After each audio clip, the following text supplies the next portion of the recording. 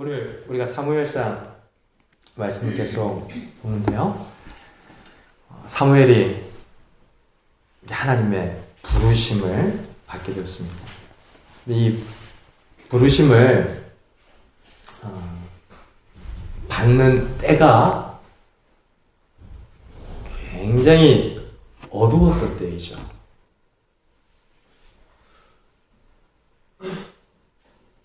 어느 정도였냐면 3장 1절 말씀을 보니까 말씀이 희귀했다. 그리고 이상이 보이지 않았다라고 이야기합니다. 하나님이 살아계시고 하나님께서 인재하시는 성소가 있고 제사를 드리는 대제사장과 제사장들이 있고 제사가 드려지는데 말씀이 희귀했다. 이상이 보이지 않았다. 라고 하는 것은 굉장히 좀 조화롭지 못한 상태인 거죠. 우리가 예배를 드리는데 아무런 감동이 없다. 은혜가 없다. 아무런 말씀에 도전이 없다. 그러면 그 예배가 이상한 거예요. 성수도 있고 제사장도 있고 하나님을 향하여 드리는 제사가 있는데 말씀이 희귀하고 이상이 보이지 않았다. 그러니까 그때 그 상황이 얼마나 어두웠는지를 잘 보여주는 것입니다. 실제로 엘리는 늙고 눈이 어두웠죠. 엘리의 두 아들은 망나니 같은 불량자였어요. 제사장들이 그 모양이니까 그 시대 이스라엘 백성 전체를 대표하는 그들의 형편이 그 정도였으니까 이 사사시대 전체의 어둠이 어느 정도였을까 미루어 짐작을 할 수 있습니다. 근데 우리가 말씀을 통하여서 그런 때에도 하나님의 등불은 꺼지지 않았다라는 것을 알죠. 오늘 이 시대에 대해서 굉장히 비관적이고 절망적인 이야기들이 많습니다. 오늘날 교회를 향하여서도 한숨 쉬는 분들이 너무 많으세요. 그러나 저는 믿습니다. 이런 때에도 하나님의 등불은 꺼지지 않습니다. 하나님께서 그러한 시대를 밝히시는 당신의 빛으로, 소금으로 부르시고 세우시는 성도들, 남겨진 자들이 분명 있습니다. 이 엘리야가 낙심할 정도였잖아요. 눈을 씻고 쳐다봐도 함께 하나님을 섬기는 이들이 나만하지 않는 시대 가운데 나 혼자구나 외로웠어요. 그래서 호렙산으로 도망치면서 차라리 좀 죽여주십시오. 하나님의 선지자가 그렇게 기도했다니까요. 하나님께서 먹이시고 재우시고 호렙산에서 세미한 음성으로 엘리야에게 약속하는데 엘리야야, 지금 너 혼자라고 너만 남았다고 그렇게 절망하고 낙심하지 마라. 내가 남겨둔 자들이 있다. 그리고 이 아합 왕조를 무너뜨리는 일에 예비한 사람들이 있다. 하사엘과 예후의 이름을 들면서 엘리야를 일으켜주고 엘리야 너의 사역을 엘리사가 또한 이어서 하게 될 것이다. 말씀해 주시죠. 어느 때나 하나님의 등불은 꺼지지 않고 하나님의 예비하심은 우리보다 훨씬 앞서 있음을 깨달으시길 바랍니다. 그리고 오늘 이 시대를 향한 하나님의 소원과 뜻 안에서 저와 여러분들이 부르심을 받은 줄 믿습니다. 우리가 이 시대를 살아가는 성도다. 또 이만큼 많은 지역 교회 가운데 함께 그리스도의 몸을 이루는 교회 공동체 성도로 부르심을 받았다. 우연하게 일어나는 일이 아니라 하나님의 뜻. 우리는 다 헤아리지 못하고 깨닫지 못할지라도 어떤 역사의 순간에도 그 뜻하신 일들을 포기하지 않고 이루어 가시는 하나님의 계획 안에서 부르심을 받았다라는 거죠. 그리고 그 부르심 안에는 사명이 있습니다. 사랑하는 성도 여러분, 사무엘을 보십시오. 그렇게 어둡고 암울한 시대 가운데 사무엘아 사무엘아 부르신 하나님의 음성을 들었어요. 그리고 하나님의 말씀을 들으며 엘리의 집을 향한 사명을 받게 되었습니다. 우리가 말씀을 받는다라고 하는 것은 부르심이기도 하고 그 말씀으로 인하여 보내심을 받는 사명이기도 합니다. 우리가 예배를 드리는 것은 세상으로부터의 부르심이잖아요. 또 세상을 향하여 나아가는 보내심의 시간이기도 하죠. 그래서 모든 성도는 내가 부르심을 받은 존재이구나. 그리고 사무엘처럼 더불어 말씀 안에서 사명을 받은 사람이구나 라는 것을 깨달을 수 있어야 합니다. 내가 예수님 믿고 하나님 믿어서 내 인생이 잘 되고 복 받는 거, 그건요 맞는 이야기입니다. 하나님께서 우리에게 약속하신 이야기입니다. 그러나 거기까지만이 아니라 더 나아가서 그리스도의 길을 따르고 우리에게 맡겨진 십자가도 지고 그 죽음과 같은 순환과 고난 속에서도 영광의 승리를 신뢰하면서 이 땅을 살아가는 존재로 부르심을 받았죠. 나만 잘 되는 거 거기까지만 하겠습니다 라고 하면 사실은 반쪽짜리인데 우리가 참 희망적인 것이 반쪽이어도 하나님 쓰시잖아요. 반쪽이어도 하나님께서 하나님의 뜻을 이루어 가는데 사용하시는데 우리는 알죠. 반쪽이 더 온전합니까?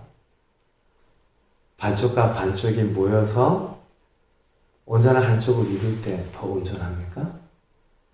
반쪽보다는 전체가 온전한 것입니다. 저와 여러분들은 온전한 그리스도인으로 하나님의 자녀로 부르심을 받고 보내심을 받았습니다. 사무엘이 처음 받은 사명이 쉬운 사명이 아니에요. 그 내용을 한번 보세요. 엘리의 집을 철저하게 심판하고 저주하는 내용의 말씀입니다. 그 내용도 그렇거니와 이 메시지를 듣는 엘리를 생각하면 심장이 뛰고 부담스럽고 불편한 사명이었을 것이다 생각이 되어요. 이 사무엘이 엘리 앞에서 여호와를 섬겼다라고 성경은 이야기를 하는데 어려서부터 맡겨졌잖아요. 그리고 오늘 우리가 읽었던 말씀에 보면 엘리 제사장이 사무엘을 뭐라고 부르죠? 사무엘 씨? 내 아들아 라고 부르죠. 홈니와 비느하스만큼이나 엘리 제사장에게는 각별한 관계 안에 있었던 이가 사무엘이에요.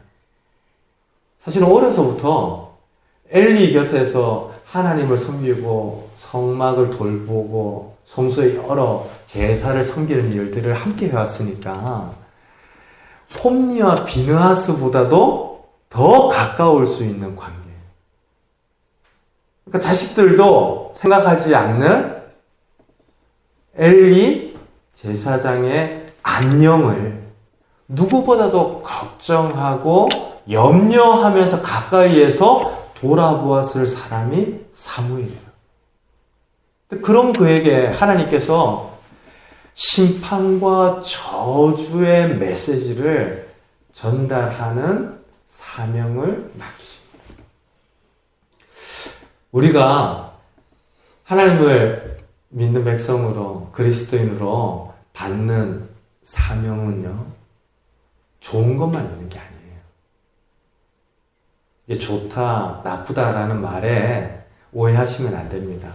언제나 우리에게 주어지는 부르심과 사명은 은혜인 줄로 믿습니다. 우리 같은 이들을 부르신 것도 은혜고, 우리 같은 이들에게 하나님의 구원사를 맡겨주신 것도 은혜이죠. 수성아, 너 나의 동력자 해. 이거 얼마나 은혜입니까? 그러니 언제나 어느 때나 어떤 내용이나 어떤 형편이나 부르심과 사명은 은혜입니다. 그런데 그 사명 중에 은혜가 맞긴 맞는데 부담스럽고 불편하고 두려운 것이 있거든요. 예전에 한번 말씀드렸나요? 수련회 가자. 못 가겠습니다. 수련을 가자. 못 가겠습니다. 그렇게 가자고 그러는데도 청년 하나가 손사래를 치면서 수련회 안 가겠대요. 아니, 수련회 가면 하나님 은혜 주시고 기도하는 중에 내 인생의 어떤 비전과 전망이 생겨날 것이 분명한데 이 이상을 허락해 주실 건데 왜 수련회 안 가려고 그러냐. 아무래도 이번에 좀 불안하다는 거예요. 왜 불안하냐? 하나님이 자기를 선교사로 부르실 것 같아. 수련회 가면 찬양하고 예배하고 기도해 하면서 분명 마음이 뜨거워져서 말씀에 감동을 받아 결단하고 기도하는 일들이 있을 터인데 아무래도 불안하다는 거예요. 이번에는 은혜 받으면 자기가 선교사로 소원할지도 몰라서 수련을 안 가겠다고 그러는 겁니다. 웃고 지나갈 만한 해프닝이지만 우리 삶 가운데에는 부담스럽고 불편하고 두려워하는 미션들이 있어요. 알긴 아는데 그걸 감당하려고 생각만 하면 아찔해지는 왠지 불편한 사명들이 있습니다. 아셔야 돼요. 하나님께서 우리들에게 맡기시는 사명이 내게 익숙한 거, 내게 편한 거, 내가 좋아하고 선호하는 것만으로 임하는 것은 아닙니다. 때론 불편하고 부담스럽고, 보세요, 사무엘이 두려워했다라고 이야기하잖아요.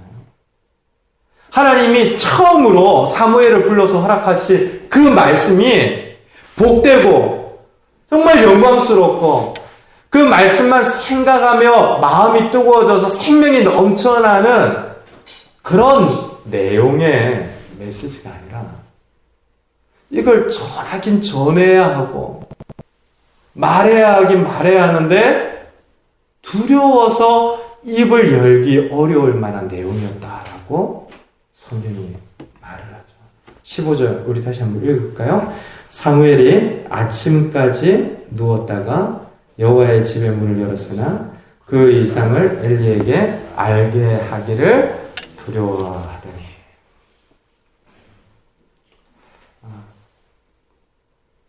그런 중에 엘리가 사무엘에게 찾아옵니다. 전날에 하나님께서 분명히 임재하셨고 사무엘을 부르셨다는 것을 어린 사무엘이 깨닫지 못할 때 엘리는 알았어요. 그래서 사무엘이 어떻게 대답해야 한다라는 것을 가르치면서 말을 전했죠. 사무엘은 그 말을 듣고 하나님께 응답하면서 하나님과 더불어 인격적인 만남과 부르심과 사명 앞에 서게 됩니다. 누구보다도 궁금해했을 것 같아요. 대제사장인 엘리는 하나님의 말씀을 듣지 못한 오랜 시간이 지나고 있었습니다. 그래서 3장 1절을 보니까 말씀이 희귀하고 이상이 보이지 않았다라고 하잖아요. 엘리 대제사장이 분명 성소에 예배를 주관하는 책임자로 이스라엘 백성들 가운데 있었는데 말씀이 점점 더 희귀해지고 이상이 보이지 않았다라고 하는 형편 중에 너무 힘들고 괴롭지 않았을까요? 제가 한번 엘리 제사장의 그 입장을 지난주 중에 생각해 봤어요. 제가 목회자이고 설교자로서 교회를 섬기는데 하나님 말씀을 안 주세요. 아무리 말씀을 들여다보고 묵상을 하려고 해도 머리가 하얀 백지처럼 말씀으로 채워지지 않는다고 해봐요. 그러면 주중에 예배가 어떤 예배의 시간이 되겠습니까? 공포스럽겠죠. 그리고 하얀 백지 같은 말씀이 공허한 상태로 예배를 인도해야 하는 형편에 매주 예배가 지나친다면 그것만큼 괴롭고 슬픈 일이 없을 거예요. 지금 엘리 제사장이 그렇다니까요. 성소에서 예배를 주장하고 이스라엘 백성들의 지도자로 분명 그 직분상의 위치는 여전한데 하나님께서 말씀을 주시지 않습니다. 그리고 그 전날 사무엘아 사무엘아 부르신 분도 분명 하나님이신데 그 옆에 누워 있었던 엘리 제사장과는 말씀하시지 않고 어린 사무엘과 말씀하신 거예요. 그러니 어떤 말씀이 사무엘에게 임하였는지를 누구보다도 궁금해하고 듣기를 원했습니다. 16절 우리 같이 한번 읽을까요? 엘리가 사무엘을 불러 이르되 사무엘아 하니 그가 대답하되 내가 여기 있나이다 하니 그가 17절 이르되 내게 무엇을 말씀하셨느냐 청하노니 내게 숨기지 말라 내게 말씀하신 모든 것을 하나라도 숨기면 하나님이 내게 벌을 내리시고 또 내리시기를 원하노라 하는지라. 사무엘이 말씀을 들었는데 여호와의 집 문을 아침 일찍 열었지만 자기 자신에게는 아무 말도 하지 않습니다. 그러니 엘리는 더 궁금하고 절박한 심정으로 전날에 임하였던 하나님의 말씀을 듣기를 원했던 것인데요. 참 이상하지 않습니까? 대제사장인 엘리에게 말씀하시지 아니하시고 기도의 어머니를 통하여서 여호와 앞에서 여호와와 함께 자란 사무엘에게 하나님 말씀을 주십니다. 하나님 부르실 때 어린 사무엘이 하나님의 부르심인 줄을 알지 못하여서 엘리를 통하여 말을 들었지만 이제 그 엘리가 사무엘에게 어떤 말씀이 있었는지를 듣기를 원합니다. 위치가 싹 바뀌어지고 있잖아요. 하나님께서 어두운 시대와 새로운 시대를 교차시키면서 하나님의 사람들을 무엇으로 일으키시고 무엇으로 세워가십니까? 말씀으로 일으키시고 세워가십니다. 저는 믿습니다. 우리 성도들 가운데 허락되어진 가장 위대한 헌신과 사역과 하나님을 알아가는 은혜의 시간이 예배인 줄로 믿습니다. 그 예배 가운데 주시는 말씀으로 하나님은 부르신 사람들을 세워가시고 일으켜 가실 것입니다. 우리가 매주 함께 모이는 예배 시간을 통하여서 틀림없습니다. 나는 평생 동안 공사 중인데 하나님께서 만지시고 싸매시고 일으키시고 강건케 하시는 역동적인 생명의 시간이 이 예배의 시간을 통하여 이루어지는구나. 이것이 우리 성도가 예배와 말씀을 통하여 믿는 바 하나님의 역사죠. 사무엘을 말씀으로 하나님께서 그렇게 일으키시고 세우셨기에 엘리 제사장이 그 말을 듣기를 원하여서 사무엘을 불러 청하기를 시작합니다. 그러면서 굉장히 절박한 심정을 이 저주의 맹세 같은, 보세요. 얼마나 강하게 이야기하죠? 17절 다시 한번 볼까요? 이르되 내게 무엇을 말씀하셨느냐 청하노니 내게 숨기지 말라. 내게 말씀하신 모든 것을 하나라도 숨기면 하나님이 내게 벌을 내리시고 또 내리시기를 원하노라 하는지라. 이걸 저주의 맹세라고 그러거든요. 이걸 조금이라도 어기면 하나님께서 내게 벌을 주실 것이다.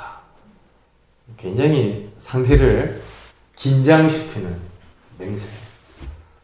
엘리가 왜 이와 같이 말하였느냐면 이미 엘리는 하나님의 말씀을 하나님의 사람을 통하여서 들었던 경험이 있습니다. 사무엘상 2장 한번 보시겠어요?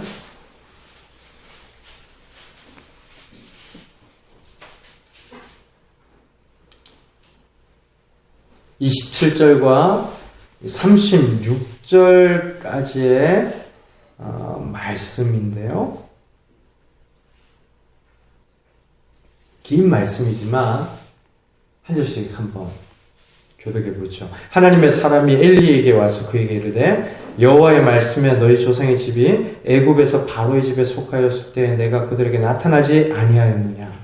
이스라엘 모든 집파 중에서 내가 그를 택하여 내 제사장으로 삼아 그가 내 제사에 올라 분양하며 내 앞에서 애굽을 지게 하지 아니하였느냐. 이스라엘 자손이 주리는 모든 화제를 내가 네 조상의 집에 주지 아니하였느냐. 너희는 어찌하여 내가 내 초소에서 명령한 내 재물과 예물을 밟으며 내 아들들을 나보다 더 중히 여겨 내 백성 이스라엘이 드리는 가장 좋은 것으로 너희들을 살찌게 하느냐.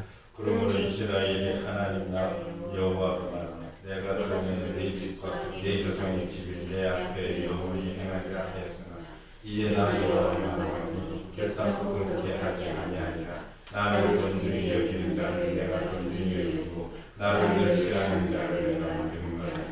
보라, 내가 내 팔과 내 조상의 집 팔을 끊어 내 집에 노인이 하나도 없게 하는 날이 이를지라. 이스라엘의 모든 법을 내리는 중에 너는 내 처소의 환난을 볼 것이요 내 집에 영원토록 노인이 될 것이라. 내 제단에서 내가 끊어버리지 아니할 내 사람이 내 눈을 세잔하게 하고 내 마음을 슬프게 할 것이요 내 집에서 출산되는 모든 자가 젊어서 죽으리라. 내 두 아들 흠니와 비나스가 한 날에 죽으리니 그들이 당할 그 일이 내게 평이 되리라. 내가 나를 위하여 충실한 제사장을 일으키리니 그 사람은 내 마음 내 뜻대로 행할 것이라. 내가 그를 위하여 견고한 집을 세우리니 그가 나의 기름 부음을 받은 자 앞에서 영구히 행하리라. 그리고 내 집에 남은 사람이 같이 와서 은 한 조각과 한 덩어리를 위하여 그에게 엎드려기를 청하노니 내게 제사장이 은 하나를 맡겨 내게 백 조각을 먹게 하소서 하리라 하셨다 하니라. 하나님의 사람을 통하여서 얼마나 분명하게 장차 있을 심판과 저주에 대해서 들었었죠. 그런데 놀랍게도 이 말씀이 전달된 시점부터 우리가 오늘 읽는 말씀에 이르기까지 엘리 제사장이 한 일들을 보세요. 어떤 면에서는 철저하게 해결을 하고 하나님 앞에 엎드려 기도해야 할 만한 때인데, 한번 말씀이 주어졌을 때 그 말씀에 민감하게 반응하면서 하나님 앞에 깨어 있어야 할 터인데 오히려 누워 잤다라고 그러거든요. 어두웠다라고 이야기를 해요. 얼마나 큰 두려움과 불안에 휩싸였는지 아무것도 하지 못한 채로 시간이 지나갔는데, 절박한 그런 심정 안에서 하나님께서 과연 어떤 말씀을 사무엘에게 허락하셨는지를 다시 듣기를 원하죠. 하나님께서 사무엘에게 주신 말씀은 동일한 말씀입니다. 하나님의 사람을 통하여서 엘리에게 전달되었던 말씀과 다른 말씀이 아니라 엘리 집을 향한 심판과 저주를 영원히 돌이키지 않겠다라고 하는 말씀이었습니다. 그래서 사무엘의 입장에서는 그것을 전달하기가 두려웠던 것인데, 엘리는 엘리대로 그 말씀을 듣고 난 이후에 온통 두려움과 불안에 휩싸였던지 사무엘에게 임한 말씀을 다시 들으려고 할 때 저주의 맹세까지 하면서 하나도 숨김없이 이야기해달라. 정말 좀 절절하고 절박하게 자신에게는 들리지 않는 말씀을 사무엘을 통해서 듣기를 원해요. 그때 사무엘이 말씀을 전하는데요. 18절 말씀입니다. 사무엘이 그것을 그에게 자세히 말하고 조금도 숨기지 아니하니 그가 이르되 이는 여호와의 신이 선하신 대로 하실 것이니라 하니라. 사무엘이 그것을 그에게 자세히 말하고 조금도 숨기지 않았다라고 합니다. 우리 한글 성경에는 빠져 있지만 이 원문을 충실하게 번역한 영어 성경에는 그로부터 이 from him이라고 하는 표현이 명시가 되어 있어요. 실제로 히브리어 가운데에도 그에게 모든 것을 말하였고 자세히 말하였고 그로부터 아무것도 숨기지 않았다라고 이야기를 합니다. 사랑하는 성도 여러분, 우리가 받은 사명의 두 가지 측면을 반드시 기억하셔야 합니다. 우리가 들은 바 말씀을 자세히 말하는 것도 사명이거니와 하나도 그로부터 숨기지 않는 것도 성도에게 주어진 사명입니다. 우리는 말을 하면서도 숨기기도 하고요. 말을 하지 않으면서도 드러내기도 합니다. 이 대부분 결혼 생활을 어느 정도 한 남편들이 집에서 제일 힘든 시간이 언제입니까? 라고 물었더니 아내가 말을 하지 않을 때래요. 말이 없는데 그 침묵을 통하여서 아내는 말하고 있는 것이죠. 말을 하지 않는데도 숨기지 않고 드러나는 무엇이 있어요. 그리고 말을 하는데도 감추면서 하는 말들이 있습니다. 우리는 그렇습니다. 대표적인 예가 요나 선지자인데 하나님께서 니느웨 성을 향하여 선포하라 하신 말씀을 반쪽만 전하잖아요. 누가 그 심판의 경고를 하는지, 왜 하나님께서 이와 같이 심판하실 수밖에 없는지에 대한 구체적인 정보와 이유들은 다 빼고 40여일 후에 니느웨 성이 망할 것이다. 어떻게 살아날 방법을 함께 전하고 이 메시지를 전하는 이가 하나님이신 것을 알게 하는 것이 선지자 요나에게 주어진 명령이었는데 숨기죠. 니느웨 성이 살아나는 것을 미워하고 싫어하고 있었기 때문에 하나님의 말씀을 외치면서도 숨기면서 외쳤던 겁니다. 지금 사무엘이 두려워했던 것은 사무엘에게 주어진 말씀이 엘리의 집을 향한 심판과 저주에 대한 예고였기 때문입니다. 그래서 엘리가 듣기 좋은 형편대로 사무엘이 무엇인가를 감추고 숨긴 채로 하나님의 말씀을 전했다면 그 사명은 실패하는 겁니다.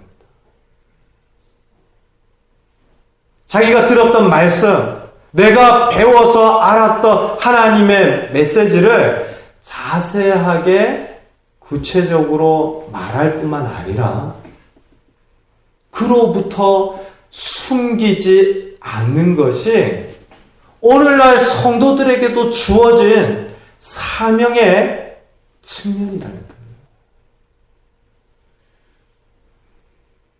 오늘날 그리스도인들이 신앙에 대하여서 굉장히 나이스한 그런 태도로 살아가기 원합니다. 가뜩이나 자기 소견대로 행하기를 좋아하는 시대이고 상대를 존중하고 인정하는 것에 당연하게 요청될 뿐만 아니라 주장되는 그런 시대를 사니까 부딪히지 않는 적당한 거리 있잖아요.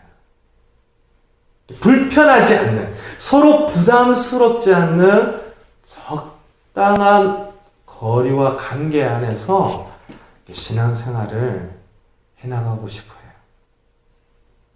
그러다 보면 말하면서도 감추이는 것이 생기게 마련입니다. 그러다 보면 말하지 않는데도 드러나는 것이 있게 마련입니다. 사무엘은 다 말하고 그로부터 아무것도 감추지 않은 채로 그 사명을 완수했습니다. 사랑하는 성도 여러분, 우리에게 주어져 있는 하나님의 부르심과 사명을 때론 부담스럽고 불편하고 두려운 것이지만 그것을 구체적으로 말하는 사명과 세상으로부터 숨기지 않는 그 사명을 함께 온전히 이루어 나가는 저와 여러분들 되시기를 바랍니다. 그래서 우리를 통하여서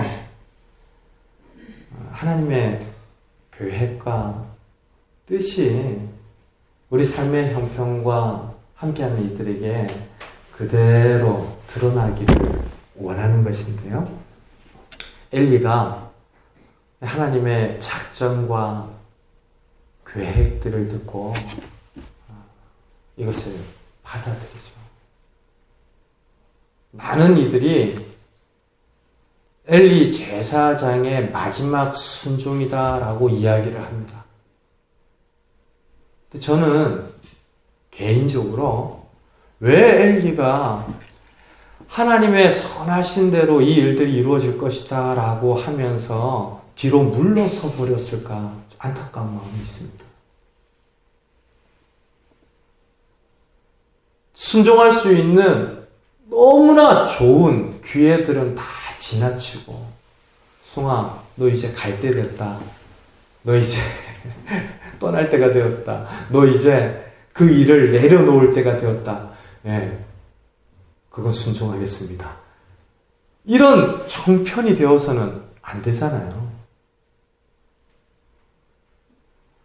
나를 쳐서 복종하고 그 사명을 완수할 수 있는 수많은 기회들을 지나친 채 너 집이 망해야겠다 그런데 그 뜻이 이루어지이다. 이건 좀 이상한 거잖아요. 지금이라도 늦지 않았으니 하나님의 말씀 앞에 그 에발산의 저주와 같은 그리심의 축복만 있는 것이 아니라 저주와 같은 심판의 경고와 메시지 앞에 엘리가 하나님을 향하여 무릎 꿇고 기도해야 하지 않았을까 생각합니다. 그러니까 엘리 제사장이 선하신 대로 하나님의 뜻이 이루어질 것이다 라고 사무엘의 말을 듣고 이야기하는 형편을 보니까 마지막 순종이라고 하기에 너무 무감각하구나. 너무 어리석구나. 이렇게 무딘 채로 그 성소 가운데 자리를 잡고 있었구나라는 생각을 하니까 안타까운 거죠. 예배를 드리면서도 얼마든지 그럴 수 있겠다라는 생각이 들어요. 저 자신도 지난 한 주 동안 이렇게 말씀을 들으면서 무감각한 채로 대제사장의 지위로 성소에 있었던 엘리를 생각합니다. 아니 심판과 경고의 메시지를 듣고 가슴을 치면서 무릎 꿇고 기도해야 할 영적인 분별력을 상실한 채 그렇게 앉아있는 엘리의 모습이 혹시 내 안에도 우리 성도들 가운데에도 오늘 한국교회 가운데에도 있는 것은 아닐까 생각하니까 참 안타까운 거예요. 하나님의 부르심과 말씀을 듣고 사무엘이 예민하게 반응하고 그 불편하고 부담스러운 것들을 넘어서 사명을 완수하는 모습과 심판의 경고를 듣는데도 하나님을 향하여 돌이키지 않는 엘리의 모습이 너무나 대조되는